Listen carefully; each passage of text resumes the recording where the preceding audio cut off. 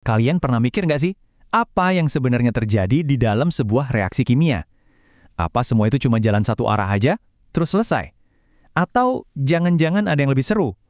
Nah, kita bakal kenalan sama yang namanya kesetimbangan kimia, di mana reaksi itu nggak pernah benar-benar berhenti.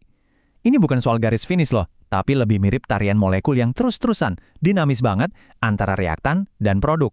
Udah siap? Yuk kita bedah bareng-bareng. Oh iya, materi keren yang bakal kita bahas ini disiapin sama Ibu Nanda Angelisa Pratiwi dari SMA Islam Sinar Cendekia. Keren banget Bu, terima kasih banyak atas materinya ya. Jadi target kita hari ini tuh jelas banget. Di akhir sesi ini kalian bakal bisa ngelihat reaksi kimia dari sudut pandang yang totally baru.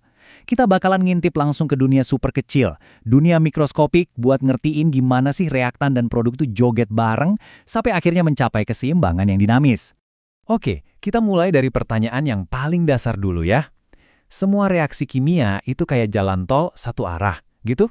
Sekali jalan udah nggak bisa putar balik? Atau jangan-jangan ada juga yang kayak jalanan komplek, bisa maju mundur sesuka hati? Coba deh, bayangin. Kalian ambil selembar kertas, terus kalian bakar. Kertasnya berubah jadi abu, jadi asap, dan pastinya ngeluarin panas kan? Nah, pertanyaannya, bisa nggak sih abu itu kita sulap lagi biar jadi kertas utuh kayak semula? Tentu aja nggak bisa kan? Nah, proses bakar kertas tadi itu contoh paling pas buat yang namanya reaksi searah atau irreversible. Bener-bener tiket sekali jalan. Produknya, si abu tadi, sama sekali nggak bisa balik lagi jadi reaktan awalnya, yaitu kertas. Udah, final. Jadi, ini dia nih dua pemain utama kita. Di satu sisi ada reaksi searah alias irreversible. Produknya nggak bisa balik lagi, titik. Tandanya pakai satu panah ya. Tapi di sisi lain, dan ini yang seru, ada reaksi bolak-balik atau reversible. Di sini produknya bisa bereaksi lagi buat jadi reaktan semula. Makanya tandanya pakai dua panah bolak-balik, setimbang. Dan si reaksi bolak-balik inilah yang jadi bintang utama kita hari ini. Oke, sekarang kita masuk ke bagian yang paling asyik nih. Kalau sebuah reaksi bisa maju dan mundur di waktu yang bersamaan, terus apa yang terjadi? Apa jadi berantakan? Atau justru mereka nemuin satu kondisi yang super elegan yang kita sebut kesetimbangan dinamis? Nah, ini dia kata kuncinya, dinamis. Dinamis itu artinya apa? Bergerak. Jadi jangan pernah bayangin kesetimbangan dinamis itu artinya reaksinya diem, mandek, berhenti total. Bukan, sama sekali bukan. Justru, reaksi ke arah produk jalan terus, reaksi balik ke arah reaktan juga jalan terus. Gak ada yang berhenti. Satu-satunya hal, dan ini yang paling penting, adalah kecepatan keduanya itu jadi sama persis. Biar gampang bayanginnya, coba lihat analogi ini. Ada air di dalam botol yang ditutup rapat. Sebagian molekul airnya kan pasti menguap jadi uap air. Tapi di saat yang sama, sebagian uapnya juga bakal ngembun lagi jadi air cair. Awalnya mungkin penguapannya lebih kencang, tapi lama-kelamaan laju uap yang naik bakal sama persis dengan laju embun yang turun. Kalau kita lihat dari luar, tinggi airnya kayak nggak berubah, statis. Padahal di level molekul, itu lagi ada tarian yang nggak berhenti-berhenti. Nah, itulah inti dari kesetimbangan dinamis. Kalau kita tuang ke dalam grafik, kelihatannya bakal kayak gini. Coba perhatiin V1, itu laju reaksi maju. Awalnya kenceng, terus makin pelan karena reaktannya berkurang. Sebaliknya, lihat V2, laju reaksi mundur. Awalnya dari 0, makin lama makin cepet karena produknya nambah. Dan momen ajaibnya, itu pas kedua garis ini ketemu dan jalan bareng.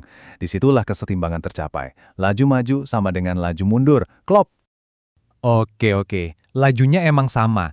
Tapi, apakah itu artinya jumlah reaktan sama produknya juga jadi 50-50? Belum tentu. Nah, sekarang kita bakal belajar gimana caranya ngukur di titik setimbang itu siapa sih yang sebenarnya lebih dominan, tim reaktan atau tim produk? Buat ngukur itu, kita punya alat namanya tetapan kesetimbangan, atau kita singkat KC.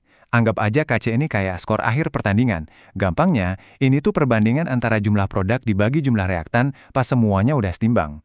Angka KC ini nanti yang bakal ngasih tahu kita, reaksi ini tuh lebih demen jadi produk atau lebih nyaman jadi reaktan.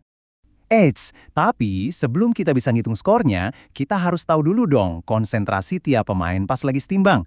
Caranya gampang, kita pakai metode MRS. Jadi, kita tulis dulu kondisi mula-mula, terus tentukan berapa yang bereaksi, baru deh kita bisa hitung kondisi akhirnya pas timbang. Simpel kan? Yuk, kita coba langsung pakai contoh ya. Anggap kita mulai dengan 0,4 molar C24 dan 0,4 molar O2. Terus reaksinya jalan, dan kita ukur ternyata H2O yang terbentuk itu 0,2 molar. Nah, cuma dari satu info ini kita bisa ngisi seluruh tabel loh.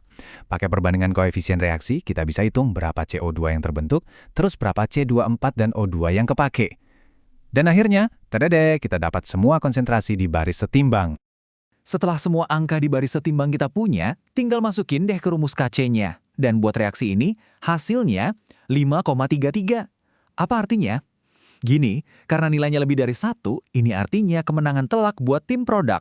Maksudnya, pas lagi setimbang, sistem ini jauh lebih suka buat ngehasilin produk, yaitu CO2 dan H2O dibanding diam aja sebagai reaktan. Selama ini kan kita kayak cuma jadi penonton ya. Nah, sekarang waktunya kita naik level. Di bagian ini, kita bakal belajar gimana caranya kita sebagai ilmuwan bisa jadi pengendali reaksi. Kita nggak cuma nerima keadaan setimbang gitu aja, tapi kita bisa usik-usik dan paksa dia buat geser sesuai kemauan kita. Seru kan? Rahasianya itu ada di satu prinsip super keren dari ilmuwan namanya Le Chatelier. Gampangnya gini, anggap aja sistem yang udah setimbang itu agak-agak keras kepala. Kalau kita kasih dia aksi atau gangguan dari luar, sistem itu bakal otomatis ngasih reaksi balik buat ngelawan gangguan kita. Dia bakal geser ke sana-sini buat ngurangin efek dari gangguan yang kita kasih. Pertanyaan pertama nih, misal sistem udah adem ayem setimbang, terus iseng kita tambahin lagi reaksinya. Gangguan kita apa? Reaksi jadi kebanyakan. Gimana cara sistem ngelawan? Ya jelas dengan cara ngabisin reaksi yang berlebih itu. Dan satu-satunya cara ngabisin reaksi, ya dengan geser ke kanan, bikin lebih banyak produk. Masuk akal kan? Lanjut, kita mainin suhu. Bayangin ada reaksi eksoterm, artinya reaksi ke kanan itu ngelepasin panas. Kalau kita naikin suhunya, berarti gangguan kita adalah panas yang berlebih. Sistemnya jadi kegerahan dan pengen ngademin diri. Caranya gimana? Ya dengan ngelakuin reaksi yang nyerap panas, yaitu kebalikannya. Jadi kesetimbangan bakal geser ke kiri, balik lagi ke arah reaktan. Terakhir, tekanan. Ini khusus buat reaksi yang ada gasnya ya. Kalau kita gedein tekanannya, itu sama aja kayak kita nyempitin ruangan pesta. Apa yang bakal orang-orang lakuin? Pasti ngumpul di sisi ruangan yang lebih sepi biar nggak desek-desekan kan? Nah, reaksi juga gitu. Sistem bakal geser ke sisi yang jumlah molekul gasnya lebih dikit buat ngurangin tekanan. Kalian mungkin mikir, ini kan cuma teori di buku pelajaran. Eits, jangan salah.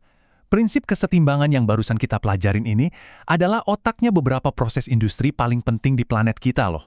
Yuk, kita lihat gimana teori ini jadi duit di pabrik raksasa. Kenalan nih sama proses Haber-Bosch. Ini salah satu penemuan paling penting di abad ke-20.